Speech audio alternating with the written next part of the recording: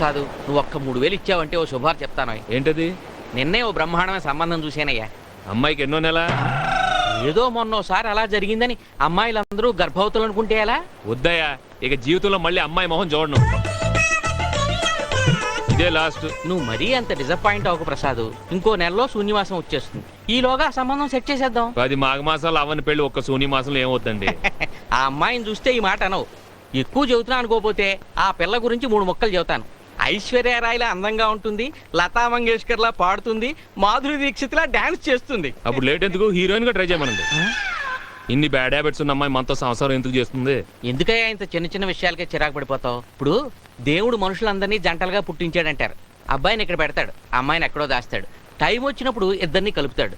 అలాగే నీకు కూడా ఎవరో అమ్మాయి రాసిపెట్టే ఉంటుంది. అదే ఎవరు, ఎక్కడుంది ఆ అమ్మాయినని మనకి ఎలా తెలుస్తుంది? ఆ అమ్మాయి కనిపించగానే పూల వర్షం ఏమైనా కురుస్తుందా?